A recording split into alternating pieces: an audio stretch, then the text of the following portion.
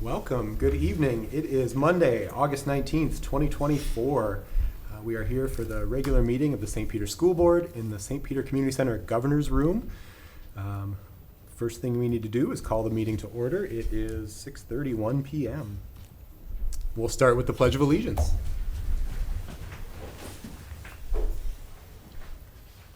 I pledge allegiance to the flag of the United States of America and to the republic for which it stands, one nation, under God, indivisible, with liberty and justice for all.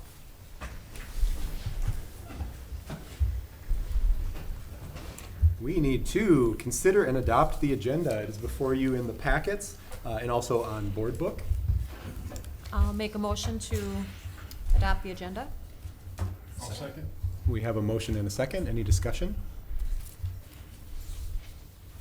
We will proceed to vote. All those in favor signify by saying aye. Aye. Opposed, same sign. Motion carries. The agenda is adopted. Next up, we have consideration for requests to speak on the agenda. And we do have a request tonight. This is a rarity. This is a rarity. We have Siri Erickson with us this evening. So Siri, you can come on up to the table. So typically how this would work, you have a couple minutes to share the items you have for comment, and we will listen. Yeah. Thank you. Yeah. Well, first, I want to just start by thanking you all for your service, both board and staff. We have 2 kids in the district, and it's been an incredibly positive experience, and I know it's been a time of making some hard decisions about budget and other things, so you probably all have some fatigue around making tough decisions, and I've come tonight just to speak briefly, I won't be long, about the changes in the student pass for events. So just a couple of remarks that I wanted to share, and my concerns, I guess, go in 2 buckets. One is for all of our students and families and how it might impact, and then the other one is specifically for some specific groups in our community. So just want to share those concerns. For all students, when I read the email, my heart just kind of sunk like, oh, this feels like a step backwards on attempts to create community cohesion, community spirit, making a place where all of our kids can attend events and cheer on older kids in our district and have those kind of role models that they can look up to. And so my concern is that will this policy depress attendance and participation at our events, broadly speaking? And I don't know if we have numbers that we've tracked in the past to know how a policy like this might impact that. That seems kind of like a loss just for Saints Nation community spirit. And then secondly, there's not a lot of other things for kids to do in our town sometimes on evenings, and these events are like one of the few places where people of any background can come together, all ages, races, whether they have kids in the school or not. And so it feels like a loss if attendance were to be depressed, and we'd have fewer people feeling like they can participate in these community events. So that's one. And just like a personal story, my son is going to be a 4th grader at North, and all of last year he and his basketball team attended the boys' basketball games together. And so there's the big community impact, but also like these little micro communities of kids that self-organize to go to events together, and if some of them can't afford now to pay, how is that going to impact those kind of friend and smaller group dynamics? So that's one. I would say my bigger concern, though, is for how this policy will impact disproportionately, potentially, kids who are low income or kids who are students of color who are also low income, or our immigrant families and those kids, some of whom have a lot more kids in their families, and so having to pay to go to events is going to be a bigger lift. And so I know that as a district, you all have been working really hard on that commitment to make it a place where everyone belongs, and we can be proud of having a school where no matter your income, your race, your immigrant status, that you belong here in St. Peter. And so I just have a question about, will this policy disproportionately affect a group of kiddos that we're trying so hard to include?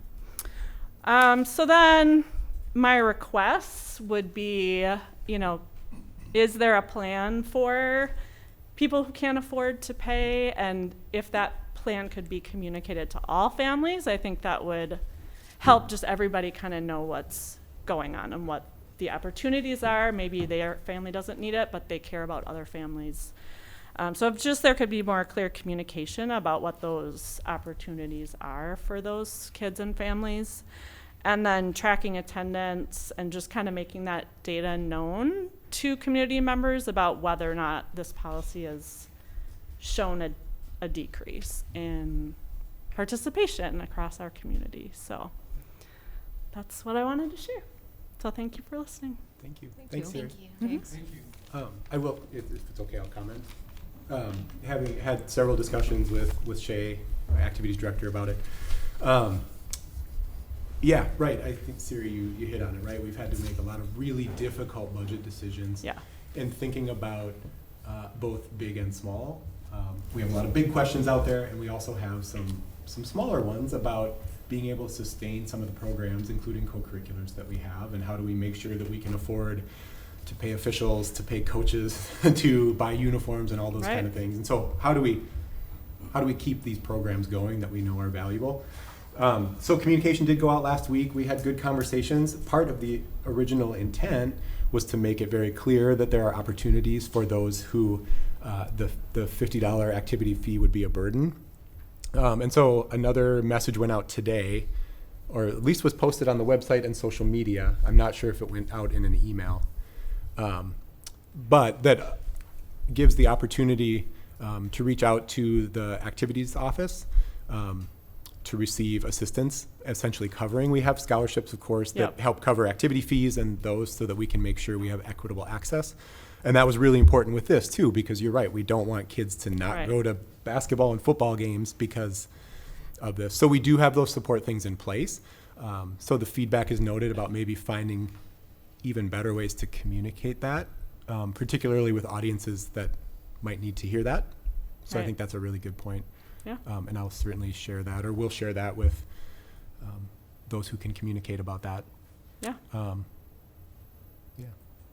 Anyone have other things to add about that? Yeah, we appreciate the comment. Yeah. Thanks all for coming. The hard and good work that you all do. Very grateful. So Yeah. take care. Thanks, Have Sarah. a good rest of your meeting. Any other requests to speak? The next up is the approval of consent agenda items. That consent agenda can be found in your packet and in the board book online.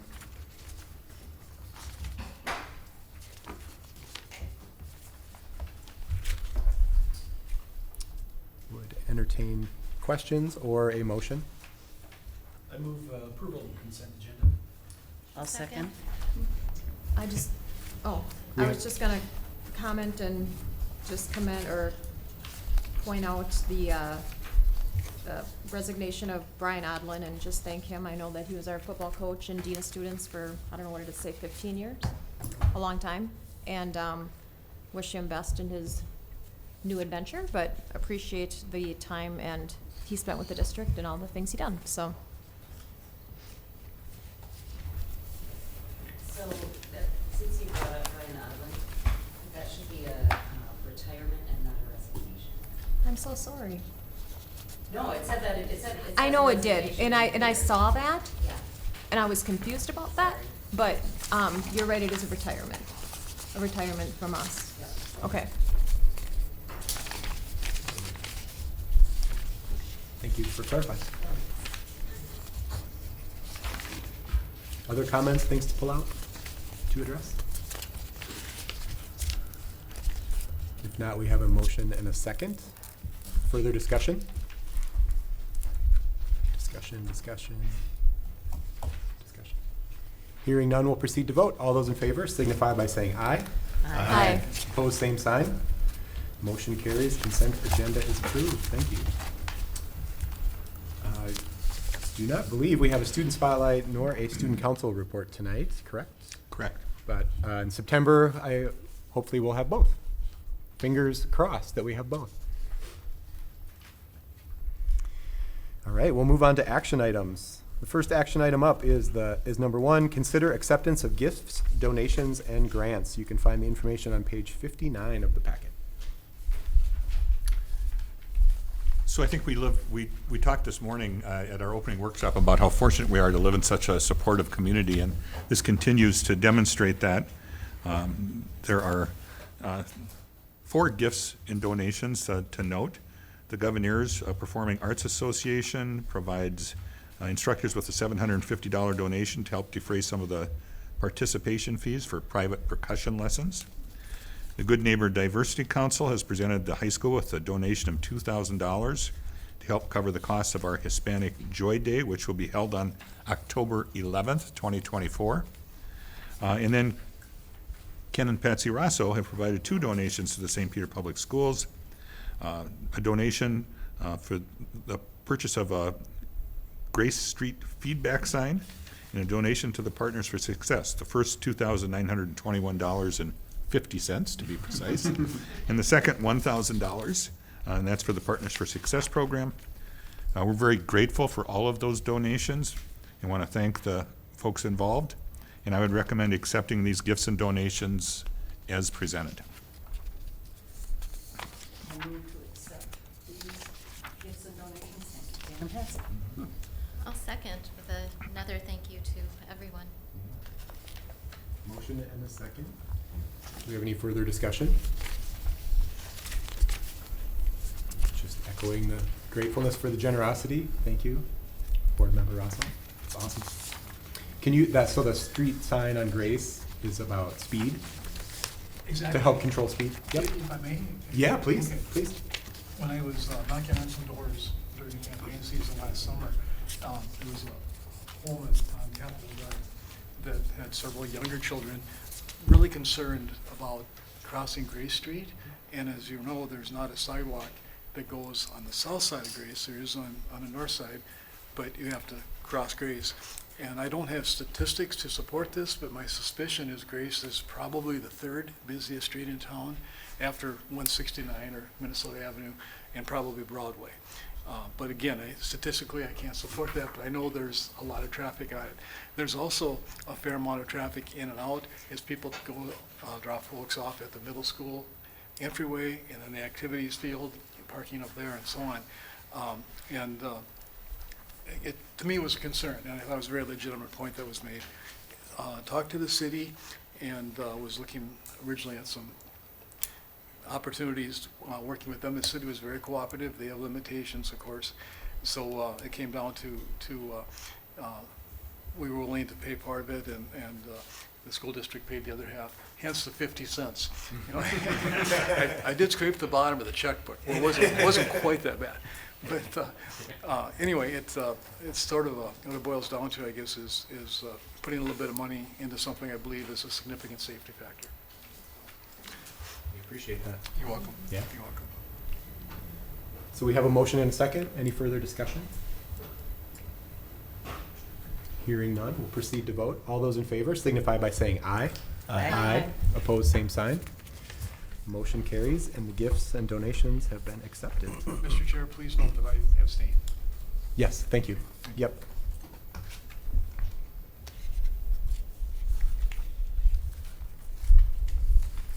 All right, next up is approval of policy manual review. You can find these policies on page 64. The first policy, policy 620, is just the second reading. We had read it the first time at the last board meeting, and included that was the credits. Credit for learning, had been an omission. The number of credits was missing. Might have just said X, I think. And now has been corrected to 3 credits from the school district. And then we have several policies that just need approval off of one reading because of not having substantial changes. And you'll see those listed here, generally related to superintendent. So very timely. Yeah. Clean those up before the new guy comes in. Yeah. That's good.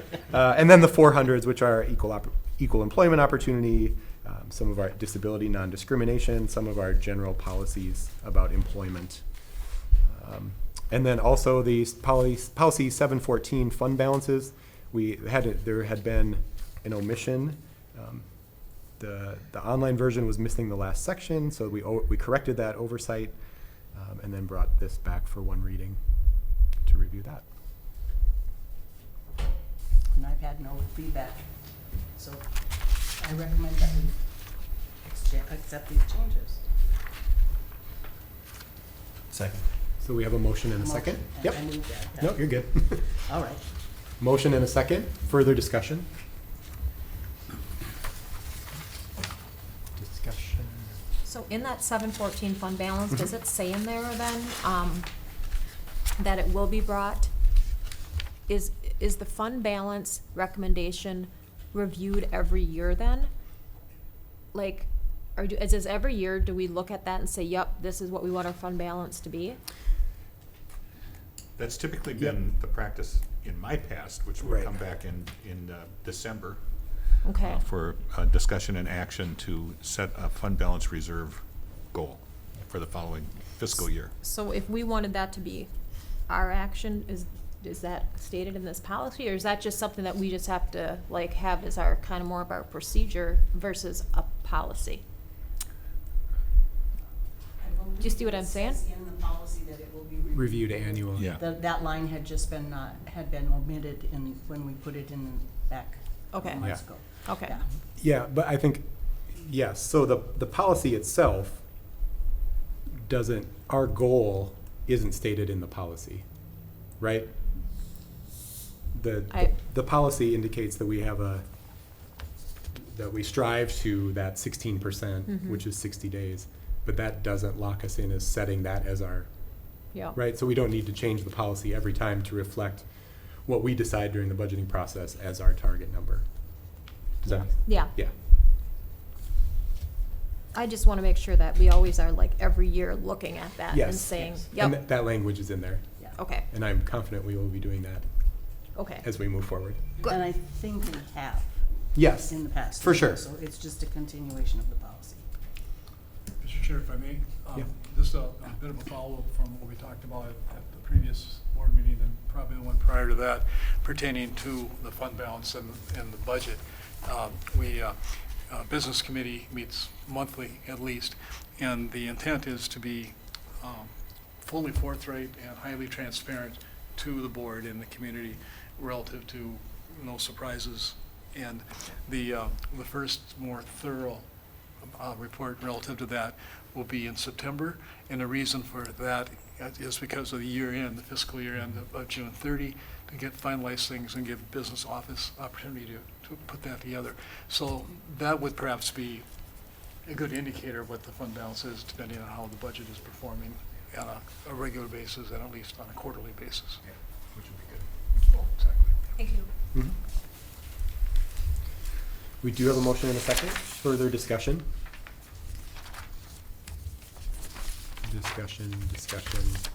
Discussion. Hearing none, we'll proceed to vote. All those in favor signify by saying aye. Aye. Opposed, same sign. Policies are approved as written in the packet. Next up, consider adoption of handbooks for 2024, 2025. So this action, as typical, requires a motion. The background is that the principals have submitted proposed changes to the handbook, to their handbooks, the student handbooks, student parent handbooks in some cases. Those changes were all reviewed by the Education Committee at their meeting, and the Education Committee recommended the acceptance of those changes to the board, but we're asking our principals to come up and review those individually and to see what kind of questions you might have before seeking that adoption. So we're going to do it in waves. Wave one. All right, so I have two memos tonight, one for South Elementary and one for the Oshawa Learning Academy. So we'll start with South Elementary. Our review really didn't result in significant changes, but our BLT groups talked about the handbook in June and again in August. And so it was really just a few language things. So the first thing was in our academic section. We have different conference nights identified, and our middle conference in November said students are asked not to attend this conference. And it was something that teachers didn't even really realize was in there, but felt it was probably in there because sometimes teachers and parents do need to have a conversation. So we just changed the language to parents can use discretion. Section 2 is attendance. We added language directly from board policy about what was excused. There have been many questions about that at the elementary level, so we just added the policy right into our handbook. And then we just also updated our communication practices. So in the past, it was not until 6 unexcused absences that we notified parents of a potential truancy or education neglect situation, which can be reported at 7. So that didn't seem like a lot of time to have communication and problem solving. So we changed our policy to 4. We may reflect the practice of North, which is 3, but our policy is 4. Guidelines and procedures, we just updated some language about visiting school. Lots of times parents like to come visit school for lunch, and we just want to tighten up our practice about having parents go directly to the cafeteria and back, not stopping to visit with other teachers and their kids' friends along the way. So just kind of cleaning that up a bit. We talked about rephrasing language about party invitations at school. Sometimes kids' feelings are hurt. Sometimes teachers feel like they're in the middle, so just cleaning that up a bit. We deleted that South students will receive free admission to high school activity events for reasons already discussed. We also updated language to reflect the free breakfast and lunch for students, and our policy section was updated to reflect school board policies that have changed. Oshawa had very few. Really the only things we changed were in the academic section. We just needed to update our graduation requirements to reflect the new policies that were passed last year. Also, we had a section called commencement, and we actually talked about having a formal commencement ceremony available. And so we actually pulled that out because some of our students were really uncomfortable with that. Some of our teachers were uncomfortable. There's a whole issue of confidentiality. So we talked about having a diploma and a celebration, but not necessarily a formal commencement. So just kind of reframed the language there. And then again, just updating the policies to reflect the school board changes. So. Very good. At North, we had about 9 minor adjustments or clarifiers that we did with the handbook. Some of them are aligned pretty well with what Jana was just talking about. One was just identification of weather information. We have an on-site weather station, so when we do inclement weather for inside recess, that we're going to use that weather station rather than like the Weather Channel or the information that's out at the Mankato Airport. So it'll be local determination. Clarification on report card distribution. We actually do mail them out every quarter, like a paper copy to everybody, as well as access to Infinite Campus all the time. But clarification on that one. Attendance reporting. Parents and guardians can now report absences via email. It used to be just calling. And so now they can actually use our attendance clerk and email as well. And then we're just trying to clarify discouraging families to like not to use Seesaw or any kind of text messaging and stuff like that. Go through the proper protocol. Attendance taking clarifies how partial day absences are recorded. If students arrive after 9 a.m. or leave prior to an hour. If they arrive after an hour after the school day starts or leave an hour before the school day ends, those are half-day absences. So it's clarifying that. Snacks, this is a big one. It's unfortunate. We've been able to offer a snack cart program, a healthy snack cart program for many years. That's not obtainable anymore, just the cost of it, and we were kind of going backwards. So it's not sustainable, unfortunately. So I've been sending messages out to families this summer just to make them aware. So then we had to put language back in the handbook about, you can send snack. There will be a snack break at various times during the day, and then you can, what kind of snacks to send, please. So let's clarify on that. Unexcused absences, this is one where we have extended period. We're defining in the handbook by 3 or more days of known absences coming up. Let's say it's a family trip or something. Please work with the teacher to clarify what schoolwork can be done to keep the learning progression going forward. And so that also says that I could deem those as unexcused absences if that continues to be like an a number of absences that would cause an interruption in educational sequence. Okay, and that's also, like Jana was talking about, we don't just spring that on families. I mean, we're working with families, we're getting letters out prior to the point where they're getting a situation where the students are gone many days. Clarification on unpaid meal charges. Obviously, I know there is not a charge with that. Athletic events, just as far as parents are in charge of the kids when North students attend, and we encourage them to attend all events, but if they're not able to follow the expectations that we have at North and apply that to those areas, like we can ask you to go stay with your parent on the stands or in the bleachers, or maybe even leave the event. And then also removal of free student passes, and then any policy that was updated or practice is updated to reflect that.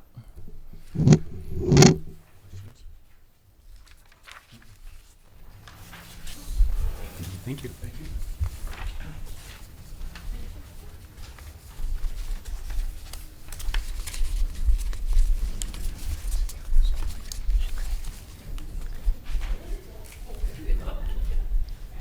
Wave number 2.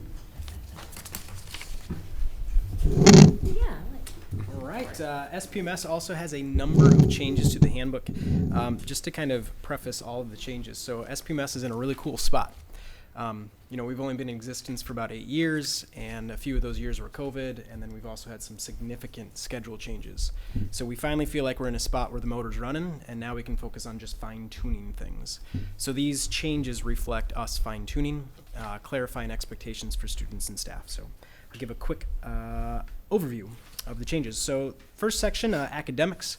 We've added some language to reflect our 80-20 grading policy. 80% of the student's grade comes from summative assessments, 20% falls on formative.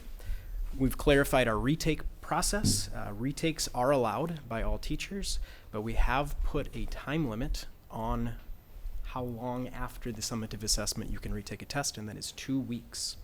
Also, prior to retaking an assessment, you need to turn in all of your practice work. We find that it doesn't make a lot of sense to retake a test if you haven't done any practice work. So we're clarifying that. Next one is late work. Late work can be turned in after the due date without loss of points, but once again, it comes back to a 2-week time frame after that summative assessment. We found that it's unmanageable for students and staff to constantly have this revolving door of work coming in. So we're putting some timelines on it to allow for a smoother operation. The next change is in our attendance section. We've just changed in there our start and end times to reflect our 3:10 end time, our dismissal. Next section is in section 4, guidelines and procedures. We've clarified our backpack usage. Students will still be able to carry backpacks throughout the day. We find that that's very beneficial in terms of organization for students, but we have clarified one backpack. A lot of our students carry additional items such as soccer balls or 2 bags, for sports. So we will, yeah, they look like a Ninja Turtle. We'll require them to put their second backpack in their locker or the gym locker, or we have a space for golf bags and things like that. The next section is food in classrooms. We're clarifying what snack time looks like. Essentially, we're saying students are certainly welcome to bring snacks, but we want them to eat those snacks during passing time. Section 2, B2 there, 3B2. I want to highlight this. This has changed since the education committee meeting. Originally, our leadership team had toyed with the idea of banning all liquids besides water after 8:25. After further review, we don't feel that that is necessary and or healthy. So what we've put in the handbook is water bottles with secure lids are allowed and encouraged in the classroom. Really, the beef was spilling, not so much what was in the water bottle. So if a student is drinking a Gatorade throughout the day because that's dietarily what they need, awesome. We'd just like it to be in a secure vessel.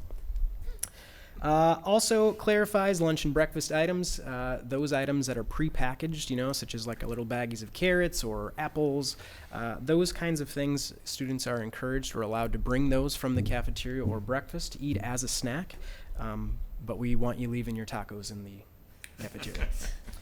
And then the last section, technology, clarifying our district usage are the Chromebooks, the district issued Chromebooks rather. Just making a statement that those Chromebooks are really for educational purposes, and clarifying that games, videos, things of that nature that are not approved specifically by teachers will not be allowed throughout the day. And honestly, that is good for our students to know and also good for our staff to know. So once again, just clarifying expectations for a smooth operation. Any questions? Just want to say that I really appreciate that once you make a decision that, with the liquids that you like, we analyze it, that didn't make sense, and we changed our mind. Like, you don't just, dig in your heels and be like, no, that's just what we decided. Like, obviously somebody came to you and argued for apple juice and Gatorade, and you know what I mean? Like, I just want to. Our goal is to be as least restrictive as possible. Yes. And we wouldn't put things in the handbook if questions didn't come up. Yeah. Just a good way to clarify.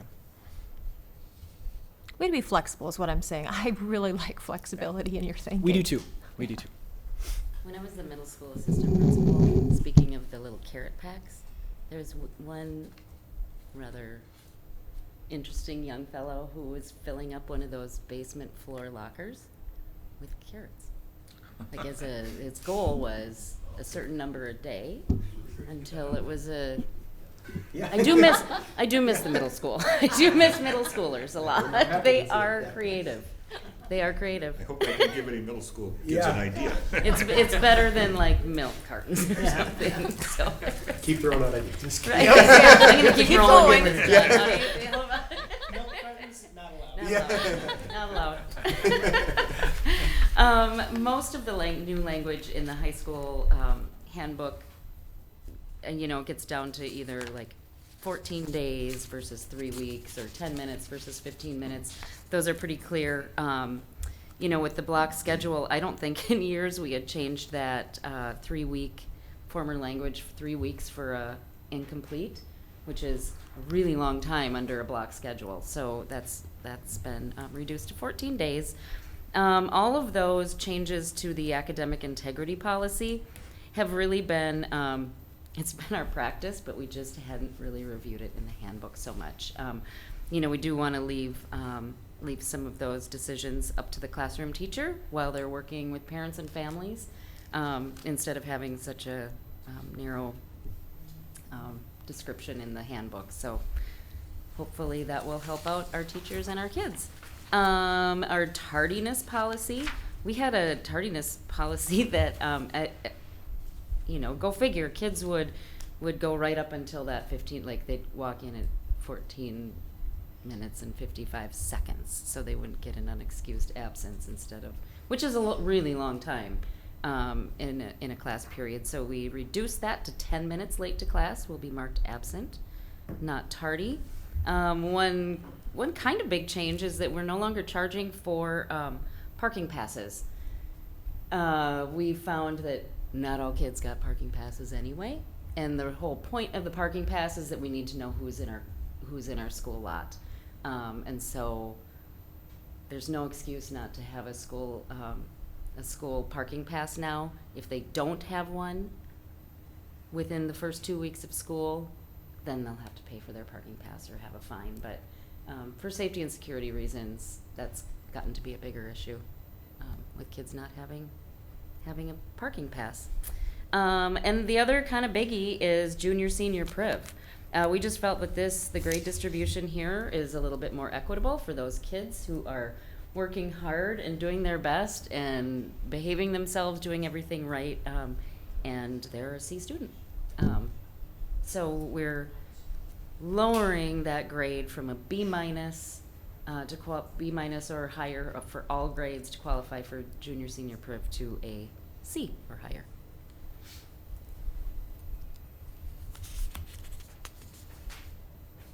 Any questions on those? I do have one, if I may. Yeah. First of all, I applaud that change in terms of the academic rank. I think it could be a C student working very, very diligently, and that's to be given a reward. Secondly, at what level, and I should know this, but I don't, is a student truant? A student is considered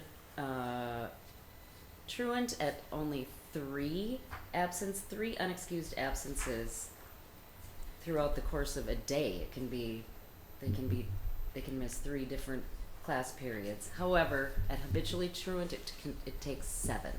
Okay. And again, I have to bring, Yeah. one of these times I'm gonna bring our unexcused our attendance reports, because Okay. we've done such a great job with our system and with our work with the county that our unexcused absences are significantly lower than they were 4 years ago. Sure. What I'm somewhat curious about is if the student is 11 minutes late, they're absent, and that, Yeah. does that trigger future That consequences? would trigger, if it's a tardy, it would likely trigger an unexcused absence. Okay. Mm-hmm. Even though they could be there to take a test. Well, their parent can for a while excuse it if they would so choose to. Sure. But hopefully they'll get to class on. Yeah, okay. All right. Thank you. Yeah. Thank you. I'm just gonna be vulnerable and put myself out there. Yeah. Because the attendance clerk is doing a little more following up with what is an excused absence. We are just running a little bit late today isn't really an excused absence. Right. And that's okay, because sometimes we just need to move a little faster. And that's okay, Tracy Stewie. I'm just saying. I talked to your You know husband what, this and, morning. and He it's a said you were different always on time. message. It's a different message than what we've had in Yeah. the past as parents, really. Right. And so it does rub people the wrong way. I'm just gonna put myself out there and say I've been there myself, so we all need to do better. But what were you saying about 3 absences in the same day and being truant? That part confused me. They have to be different days. Sorry, thank you, John. So three unexcused absences in any class period on 3 different days. Oh, I gotcha. That makes sense. But we also have our student support team meets very regularly about students and their attendance, and our attendance clerk is part of that team. So she's also tracking, like, I think this might be one, or the social worker or the school nurse knows something that's going on with a kid. So we are relatively And flexible. Mrs. with that. Engelfinger, this isn't school district No. policy. No. This is the law. Yep, Yeah. yep. And I think though that change with with the parents really could, I could just say, you know what, I excuse Yeah. you. I mean, please excuse my kid for being late today. And that was it. But that's not how it is anymore. No. And I think that message though does need to get out, because what I'm hearing from people is I can do what, I'm the parent, I can do whatever Yeah. I want. Well, I'm telling you, Tracy Stewie, can't do whatever I want either, and I'm on the school, so I'm just telling you, Yeah, it's and unexcused. legally, your kid has to be in school. Yeah. Yeah, So maybe there does need to be more communication about that, yeah. because I do think that people that have had previous kids go through the district, you really do think, you can just say, it's excused, I'm excusing you, then it's excused. It's really not. Right. Am I understanding that the truancy thing, that's not gonna be a total surprise to parents either? They will have been Oh, no, they've included in all gotten- of those discussions prior to that, so Yeah. it should wash through, Shouldn't yeah. be a surprise. Yeah. We're not truant, just so No. everybody knows. I want to be clear with that.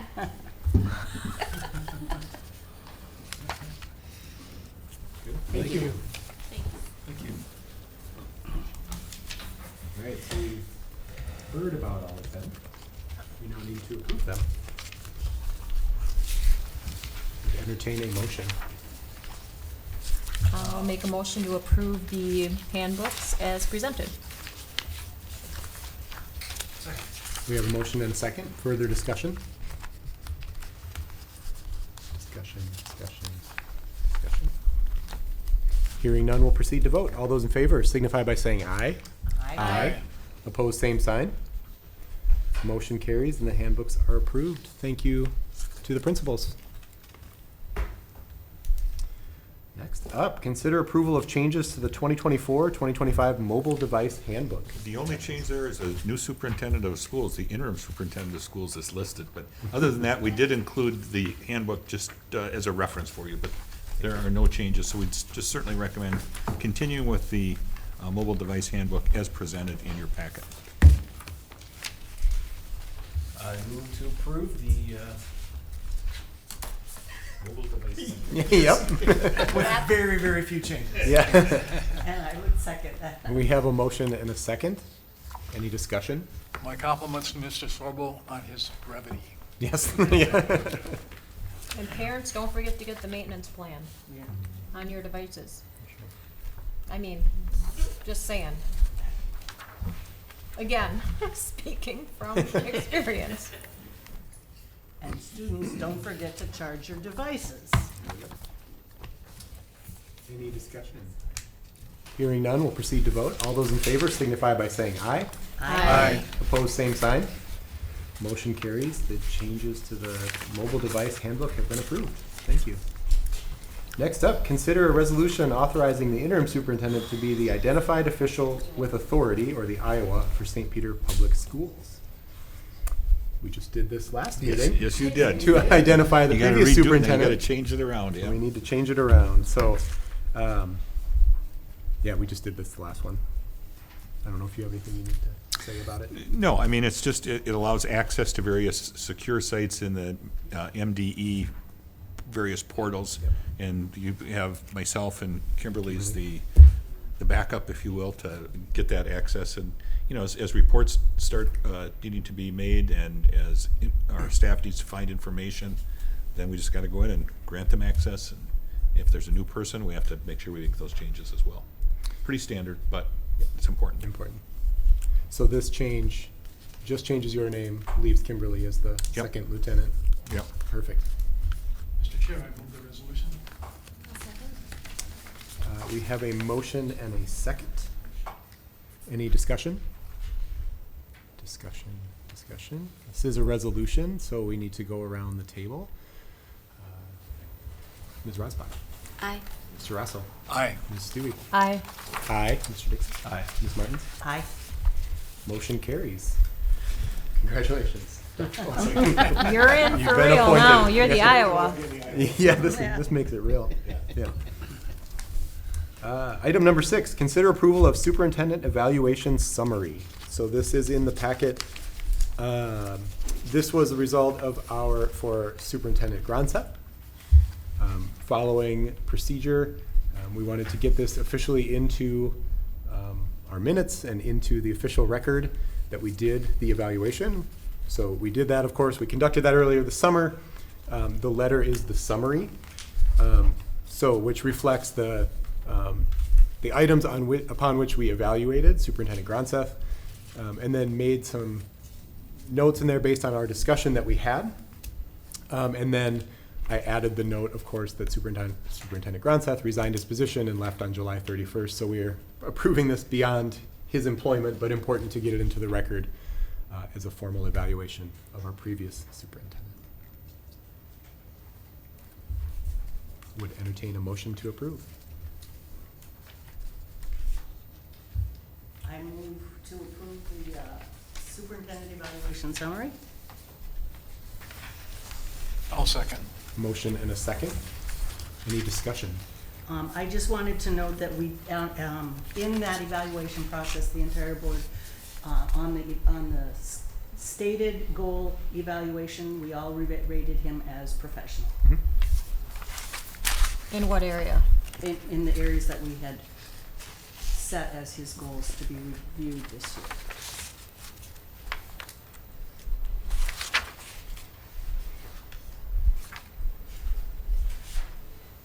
Any further discussion? Discussion. Hearing none, we'll proceed to vote. All those in favor signify by saying aye. Aye. Opposed, same sign. Motion carries. Thank you. Item number 7, consider approval of adult meal and second entree prices for 2024, 2025. Oh, you were quick, Megan. Well, I didn't even see you coming up. Your show. Sounds good. So annually, we have to establish meal prices for adults and for second entrees. MDE establishes a minimum rate that we have to have for both breakfast and lunch. Our previous rates for last year were 5 cents lower for both breakfast and lunch than what MDE is requiring this year. So we are recommending that we increase our breakfast rate to $2.40 and our lunch rate to $5. Again, this is for adults, so staff or parents who are coming to eat with their students. The other thing is if students are getting a second meal, so it's an entire second meal, they are charged the adult rate for that second meal. If they get a second entree, so not a full meal, but just components of a meal, that price is below. We worked with Emily Craig, who's our food service director. She recommended keeping the same rates for second entrees as we had last year, so that's our recommendation for the second entree piece. And then lastly, our milk rates were 35 cents, and based on what we are paying for both white and chocolate milk, we are recommending to increase that to 40 cents. So the one thing that I did just want to point out is that there has been a lot of confusion this past year, specifically surrounding milk. If students, in order to get a free meal, you have to have all of the components of a meal.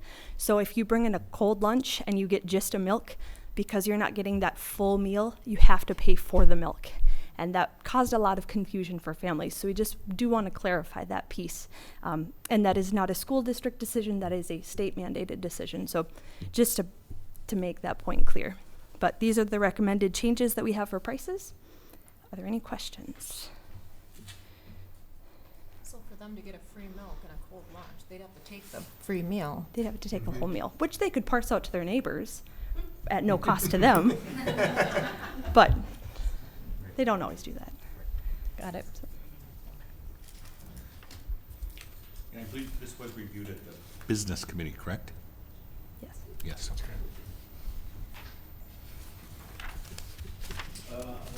I move to approve the adult meal and second entree prices for the 24-25 school year. I will second that. We have a motion and a second. Any further discussion? Discussion.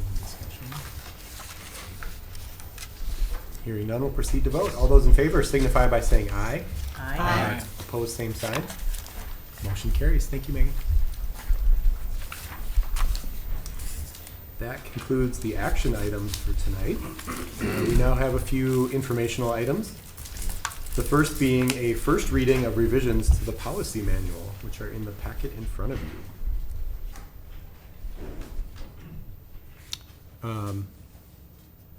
First of which is policy 713, concession stands.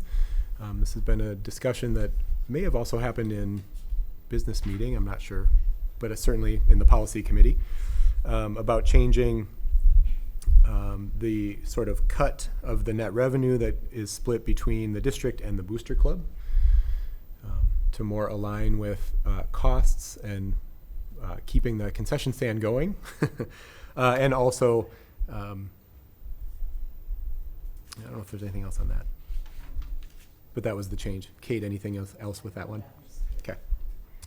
And then some updates, policy 406 with public and private personnel data in terms of what can be shared and what can't. Dr. Olson or Kate, anything to add there? No, I would just say that those changes are also part of that Minnesota School Boards Association recommended changes based on legislative changes from the past session. Yep. So these are for first reading.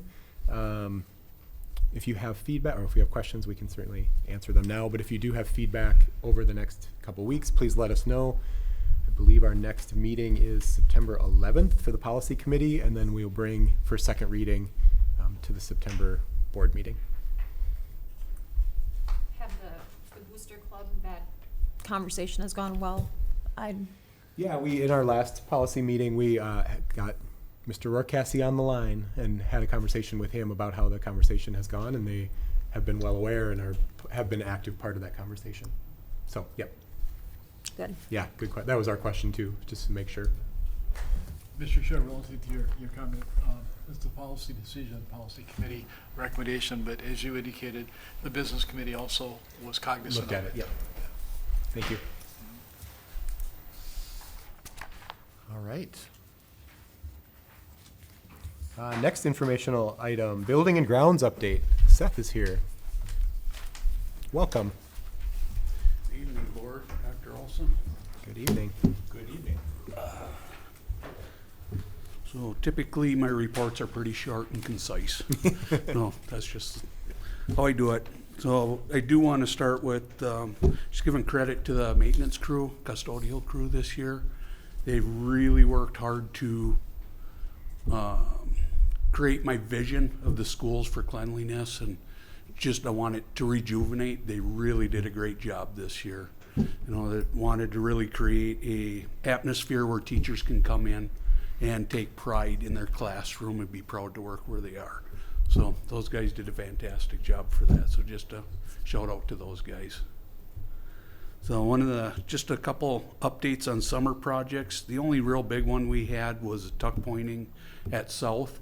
That actually went really quick and really easy. There was no surprises or anything to it, stayed right on budget, and it looks absolutely wonderful out there. The whole outside of the building looks about 30 years newer because of it.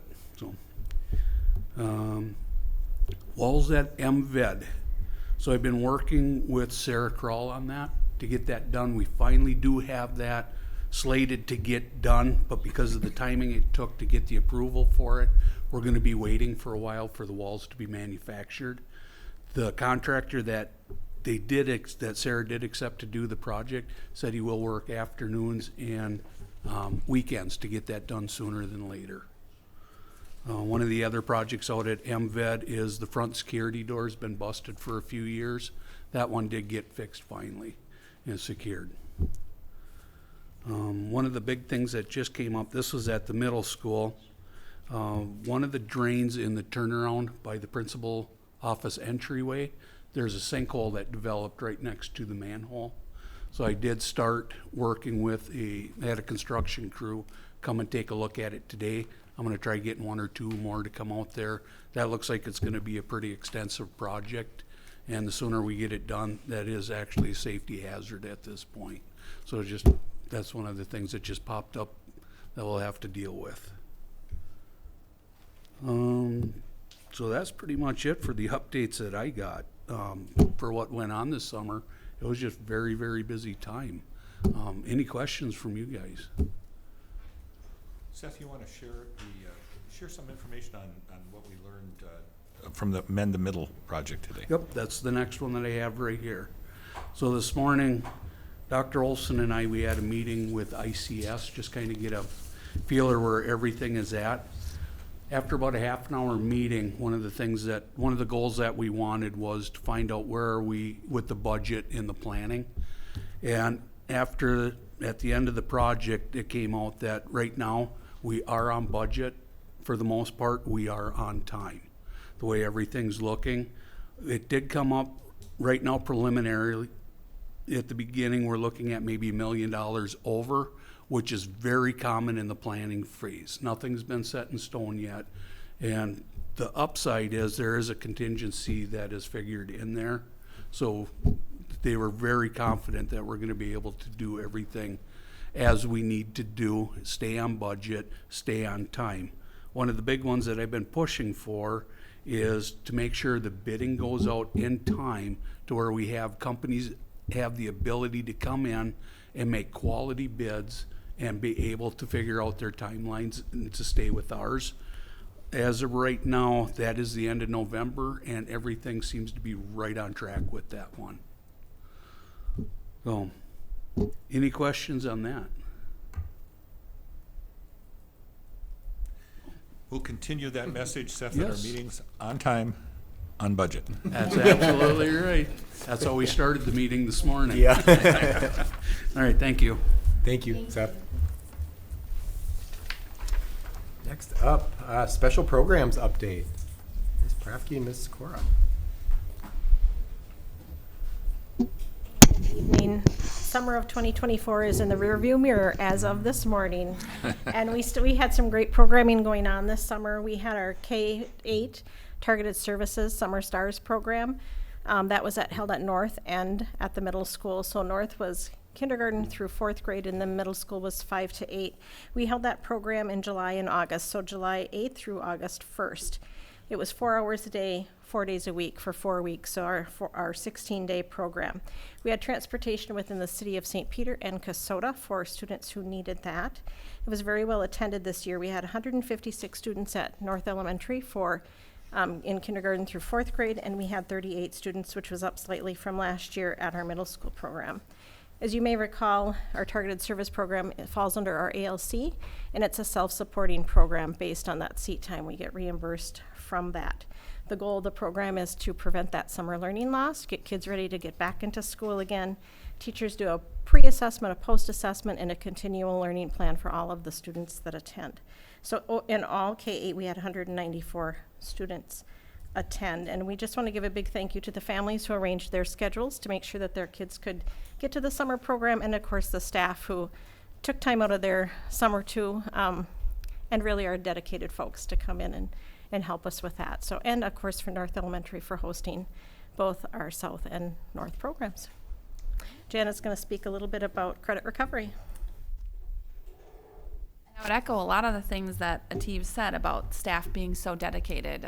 You know, I'm always so grateful for the staff that come forward and volunteer to come back. Credit recovery is right away in June, so we've got curriculum writing that first week after school is out, and then we jump right into summer school until the end of June. And so I'm just so grateful for the teachers that come back summer after summer to do that. Credit recovery numbers were down this summer, and I think that really has to do with our credit recovery night school program being such a success last school year. We just did not have the same number of referrals, and I think that also speaks to the teaching staff at the high school getting more students successfully through the classes. So it's actually a good thing that we had fewer students needing credit recovery. We did have 43 students that enrolled, and we had 74 course completions. So that means that most students did more than one course. So really good success rate. I just want to thank Emily Craig for providing food service. Our students really appreciated that breakfast and lunch at the start and end of the day. It does encourage attendance. It's a reason for kids to enroll, especially since we weren't able to do the read and feed this summer. So that was a really great success. So again, just thank you to the students that came and recovered those credits. That's a great thing for them and for the teachers that supported it. We're already planning summer 25. Yes. We're going to get tour t-shirts pretty soon. Thanks. Thank you. Thank you both. Always stay up here. Oh, yes. It's that time. We are now on to the reports section. The building principals are up first. It's another wave. Yep.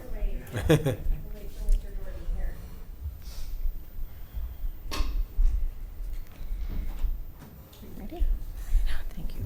We had a great district kickoff this morning, and the energy every year, like, I don't know, I've been here 26 years, and every year you can just feel the energy in the air, and so it's really fun. Jana's going to report more on that as our professional development coordinator.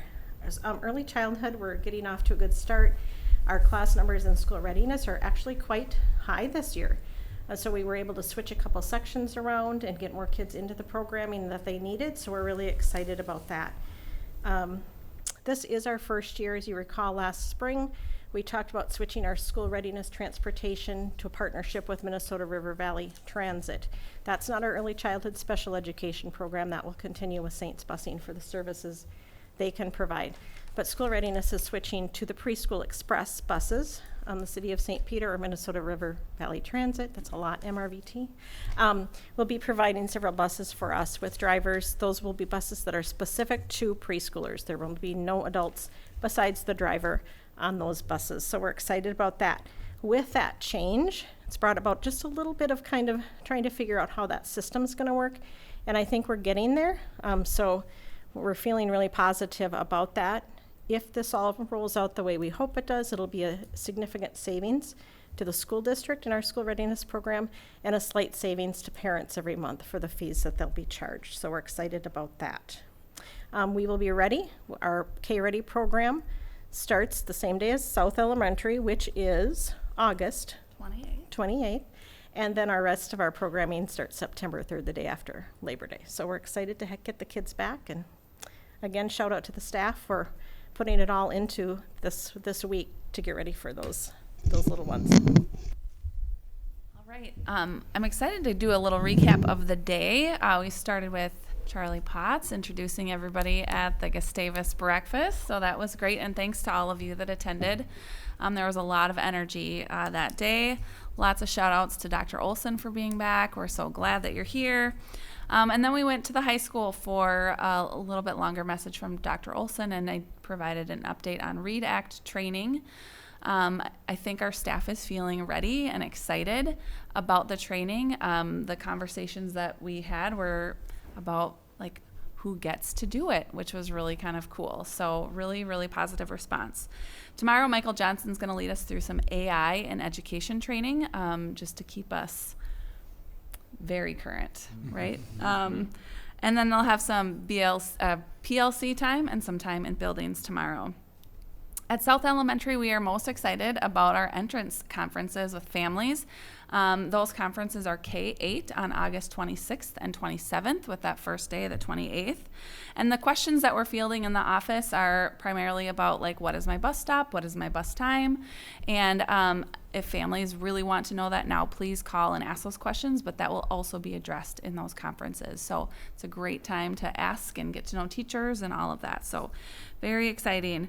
And then I just want to report our kindergarten and first grade numbers. We have 118 kindergartners, so we're excited about those eager kids to come in. And we're at 145 first graders, so that number just keeps going up. Thank you. I suppose we could talk to Michael Johnson about Dr. Olson maybe doing a little breakout session on AI with movie trailers. Yes. Maybe do a little session on that if there's time willing. So greetings from North Elementary, where we too are super excited to get students back in the building. Numbers, I just ran the numbers and looked like as compared to last year at this time, we're about 20 students up. Of 437 students, so that's really good. That's a good number to be at. And our class sizes kind of fluctuate a little bit. Second grade's about 24 on average. Third grade's about that same thing, about 25, and then fourth grade's about 27, right in there. So the numbers are good. We want those, and they're right at what we're ready for. And all these registered students are on Monday and Tuesday of next week, getting ready with their families to meet the homeroom teacher and get the supplies dropped off and get the pictures taken and all those things. So, and that's what our teachers are just getting ready for, right? Janet talked about the READ Act, and there was a lot of excitement at North as well. And it's a course. I mean, it's a heavy workload course, but they're reading strategies that our teachers have been implementing, but then all the other ones that we haven't been thinking of, so that we can reach all the learners and bump up that achievement level in reading the best we can going forward. So also things going on this week at North. We have our annual Kindness Crew training event. It's going to take place tomorrow night on the playground at 4:30. So we believe in like highest level of independence possible of our 7 through 10-year-olds. We also believe in student leadership. Doesn't matter if they're 7 or 10. They can lead other students. And so a number of students, last year, second and third graders apply to be on the Kindness Crew. We can't take all of them. They can draw the number at 40. And then they do a training event tomorrow night, like little stations around the playground where they train students, like how do you invite students in on the playground to participate in other games? How, who do you look for to look like they're not engaged when they have, their free time? And probably one of the best events I invite all of you to is that first day when students are rolling into the building, because our Kindness Crew is like at every doorway cheering with their tie-dyed shirts and Kindness Crew, and it's cool. It's cool. I mean, the staff are out there too, but it's really the kids leading that stuff is just so powerful. And shout out to the PBS team. Like, that's something they created. That's not a program. They just made it. They're like, hey, how about we come up with some student leadership besides student council, which we have too. So that's really exciting, and I'm looking forward to that tomorrow night.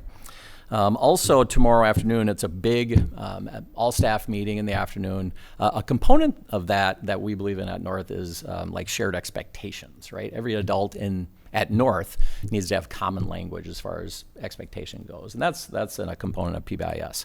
So our paras come in, our custodians when they have time, obviously our teachers, our office staff, like they participate in this matrix building, so we know like what do we expect out of kids when they're rolling in the building or out at recess or in the lunchroom or out using the drinking fountain. What's the verbiage? What's the terminology we're going to use so we don't confuse kids with the same expectations but a different rollout on how we administer it. So that's like a common understanding of what we expect. Okay, and that's really important to each beginning of the school year. And then also just a shout out to the community in general. You've heard of probably the Friends of Learning program, which is the backpack program. 650 backpacks planning to pack tomorrow. So a number of us are going down to the fairgrounds to help pack those backpacks. But we get a lot of those. We get a lot of those in the school district, and a lot of them are coming to North. So it's definitely such an asset to have that group in our community. Kids don't generally have to worry about not having the supplies that their classmates do. So leveling the playing field. So that's it at North Elementary. Families that this is the time of the year where we ask folks to fill out free and reduced meal benefit applications. And even though our first breakfast and lunch continues to be at no cost to families, it's really still important for people to fill that out. It's kept completely confidential, and it does provide data in which the district receives some funding for both for technology and for Title I. In addition to that, Minnesota State High School League determines activity and athletic class placement based on free and reduced lunch percentages. So just giving people the heads up that that's on our school district website. It will also be mailed out to all families. We do encourage that, and that will also be a vehicle for school readiness scholarships and for student activity pass scholarships if those are completed. So really encouraging that as well. Thank you. Thanks.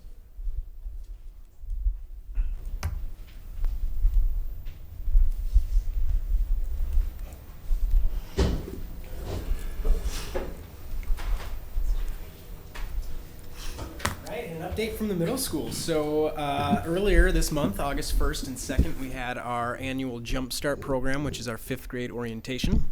We had roughly 96 students attend, and that's about 65% of our 5th graders, which is actually down from years previous. So we'll take a look at why that might be. It's a little earlier in the summer than typical. Also, we had new to district orientations. So any student who is brand new to the district, we hold a separate orientation for them. We have a session for 5th and 6th grade and a session for 7th and 8th grade. Miss Dozy runs that. And at both of those programs, we always tell kids, beginning of the school year, we're just as nervous as you are. And I felt that today at district workshop. That day, there's so much energy in the air, as these guys have talked about. Buzz at the middle school today. Middle school sports started. Football players coming in with their brand new shiny cleats, and the volleyball players ready to roll. So it's an exciting time.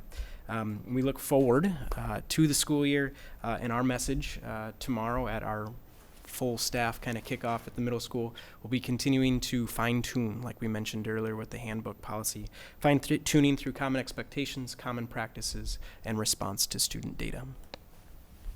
I didn't have this on my list to talk about tonight, but since it was in the board book, I want to thank the Good Neighbor Diversity Council for, again, another $2,000 donation for our next Joy Day. They've been a sponsor of that event since our very first one last year with Indigenous Joy Day, and we wouldn't be able to do it without them. So thank you to the Diversity Council. This Wednesday night, the high school is having a 9th grade and new student open house. Starts at 3:30. And just a reminder to families that will be replacing one of our 4 parent-teacher conference evenings. That doesn't mean you're not welcome to contact us if you have any issues in between conference time.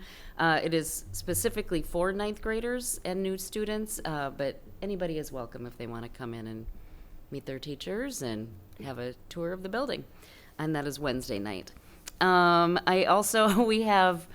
We've had a couple of surprises, staffing-wise, at the end of this summer, and so I just want to say thank you to my teaching staff. They are all super willing and happy to pitch in wherever they're needed, whether that's taking on an overload or helping somebody with a new curriculum.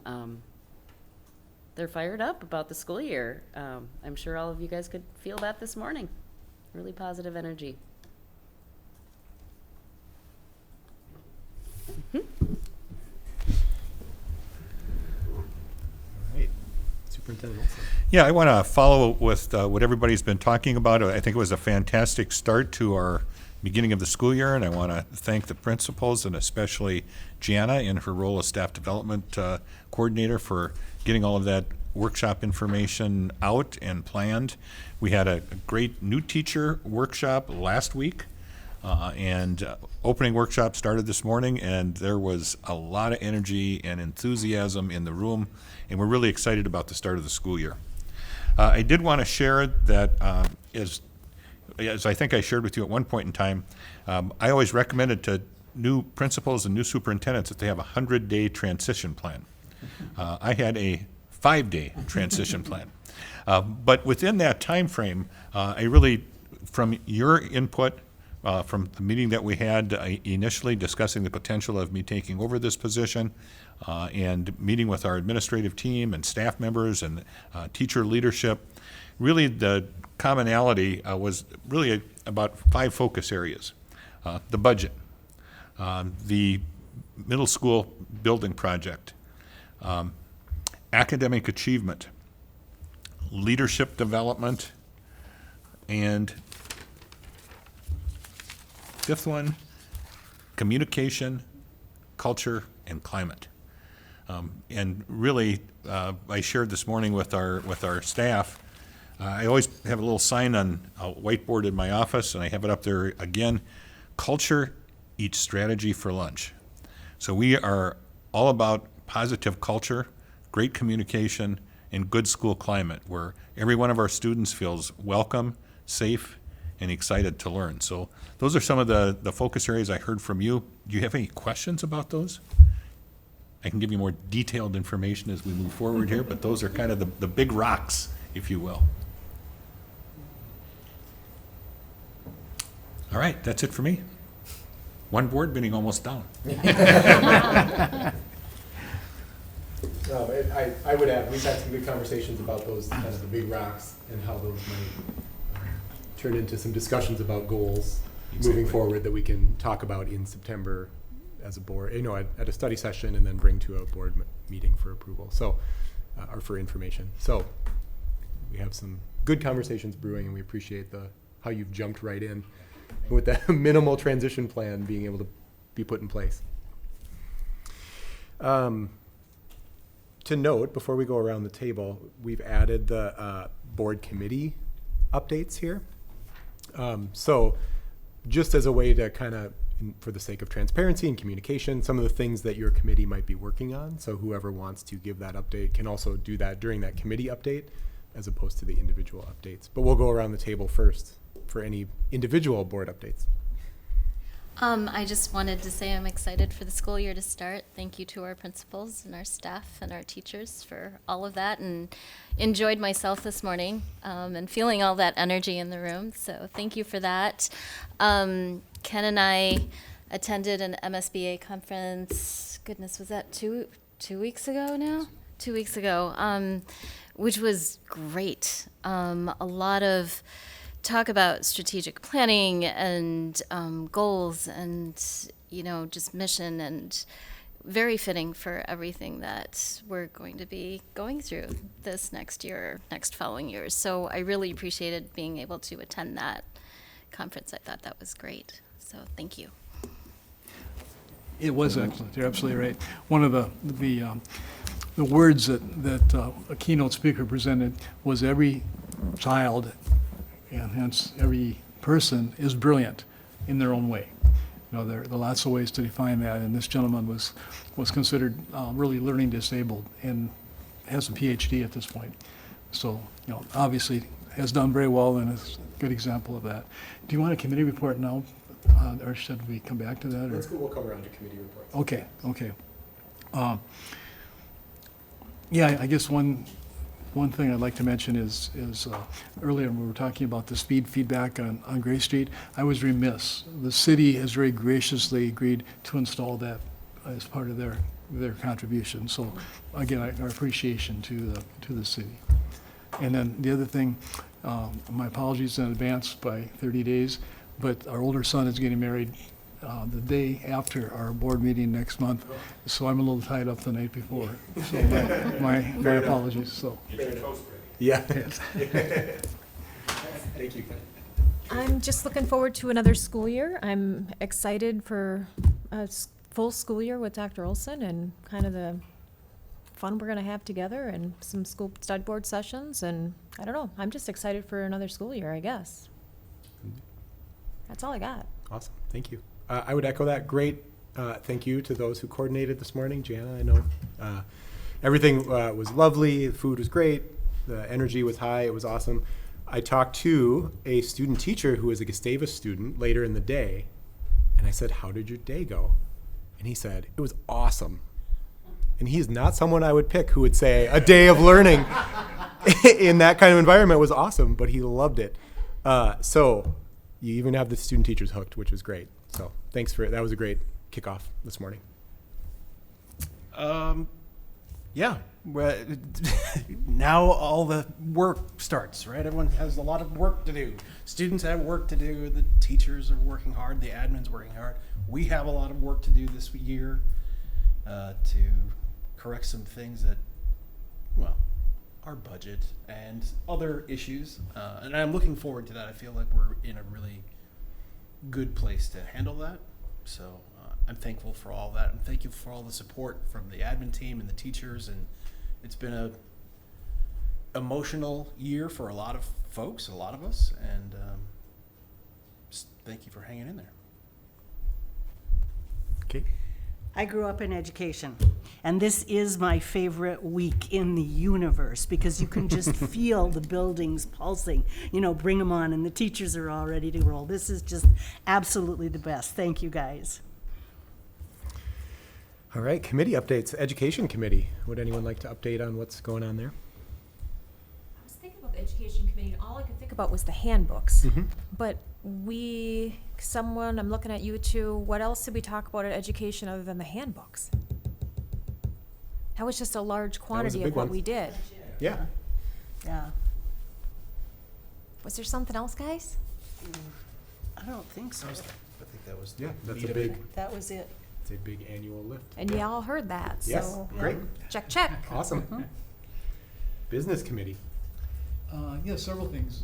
First, if I may, I meant to mention it earlier when we done around the table, but my compliments to all the administration and what a articulate, pleasant group at the breakfast this morning. You know, I was really impressed. No wonder we have such a good system. You guys are obviously very, very capable, highly skilled. So thank you. Business committee, we met on the 14th of August. Some good news. Some of the that's been alluded to already with the principals. Enrollment is actually looking better, and that's really encouraging. One class level isn't quite where we'd like to see it yet, and overall, obviously, everybody is welcome. We'd certainly like to have more of it, but that's it's more positive than we had anticipated. Also, open enrollment, we're doing well with that, which is good. The next bit of good news is we're under budget, and again, there's between the 1st of July and by the time everything gets finalized sometime in September, there's some things that are moving parts, but at this point, it looks to be, we'll be under budget by a fairly significant amount. Another bit of good news is the bonds were let, and Megan was pretty impressed with the checking account balance for a few days there. The arbitrage on that, we should receive somewhere around $2.6 million just with investing the proceeds of the bonds until they're drawn for the construction purposes.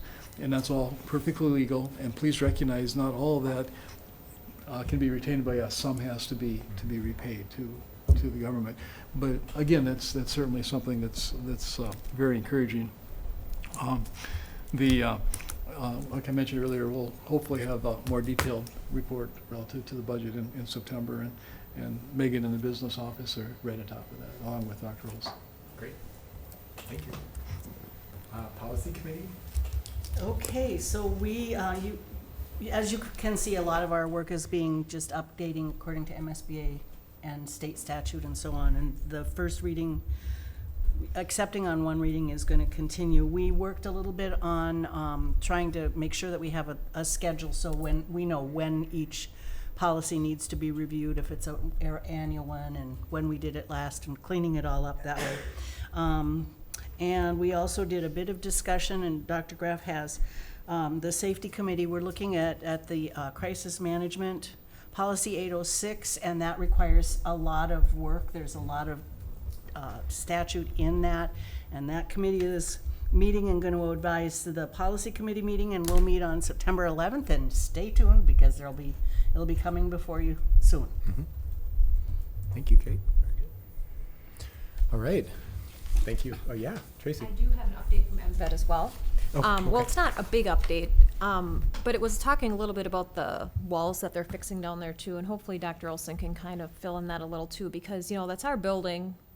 We're fixing the walls, but I'm not even gonna try to, I mean, we're fixing the walls, MVED's gonna pay for it, but really, we're gonna be paying for it, half of it, because we own half of it. Can you like talk about that a little bit and how that all works? Because it is kind of a big deal, because the building is kind of a mess down there. Yeah. So the way the MVED, I mean, the St. Peter School District owns the MVED building. And so as the owner of that building and the primary tenant, obviously we have the responsibility for upkeep, maintenance, repair of the building. Now, the exception to that would be if there are things that occur as a result of our tenant use, in this case, our student programs there, then the MVED budget helps to repair those particular costs. But Seth and his crew are working really hard on making some repairs to the buildings, to the walls in the buildings, et cetera. We lease the building to MVED.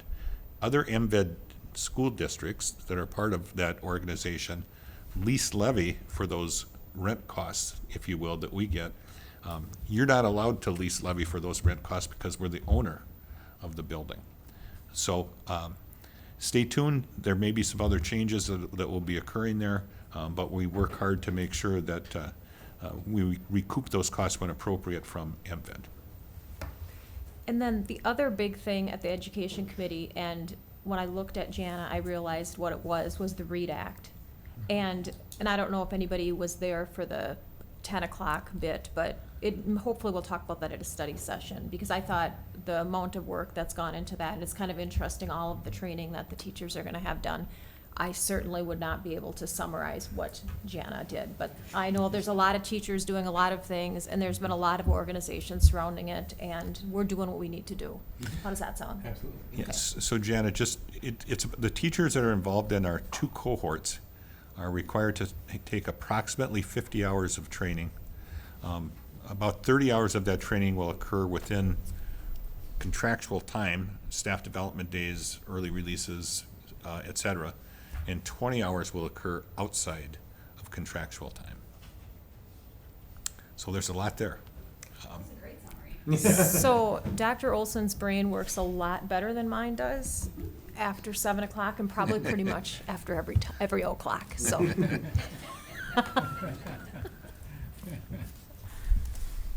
All right. We have the upcoming meetings of the committees listed here, also on the St. Peter Schools website on the district calendar. And then our next regular board meeting is Monday, September 16th at 6:30 p.m. right back here in the governor's room. Would entertain a motion to adjourn. I'll make a motion to adjourn. I'll second. Motion and a second. All those in favor? Aye. We are adjourned. Thanks, everybody. Thank you. Thank you. Hey, Tracy.